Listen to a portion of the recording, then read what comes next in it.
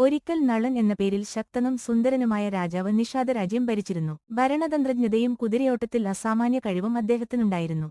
നീതിമാനും സത്യസന്ധനുമായ അദ്ദേഹം തന്റെ ജനങ്ങളെ ഒരു പിതാവിനെപ്പോലെ പരിപാലിച്ചു. ജനങ്ങൾ അദ്ദേഹത്തെ സ്നേഹിച്ചു. അതേസമയം വിദർഭ രാജ്യം ഭരിച്ചിരുന്ന ഭീമ രാജാവിന് ദമയന്തി എന്നൊരു സുന്ദരിയായ മകളുണ്ടായിരുന്നു. ദമയന്തിയുടെ സൗന്ദര്യത്തിന്റെയും ബുദ്ധിശക്തിയുടെയും കഥകൾ എല്ലായിടത്തും പരന്നു. നളനും അവളെക്കുറിച്ച് കേട്ടു. അതേസമയം നളന്റെ പ്രശസ്തി ദമയന്തിയുടെ കാതുകളിലെത്തി. പരസ്പരം കണ്ടിട്ടില്ലെങ്കിലും കണ്ടുമുട്ടിയിട്ടുമില്ലെങ്കിലും പരസ്പരം അടുപ്പം തോന്നാൻ തുടങ്ങി. അവരുടെ അടുപ്പം താമസിയാതെ പ്രണയമായി മാറി. ഒരിക്കൽ നളൻ തന്റെ രാജകീയ ഉദ്യാനത്തിൽ വിശ്രമിക്കുമ്പോൾ സ്വർണ്ണ ചിറകുള്ള ഒരു കൂട്ടം ഹംസങ്ങളെ കണ്ടു. അവയിൽ ഒന്നിനെ പിടിക്കുന്നതിൽ അവൻ വിജയിച്ചു.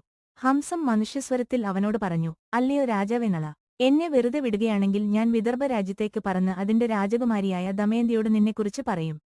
അവൾ നിന്റെ സ്വന്തമാകാൻ ആഗ്രഹിക്കത്തക്കവിധം ഞാൻ നിന്നെ വിവരിക്കും."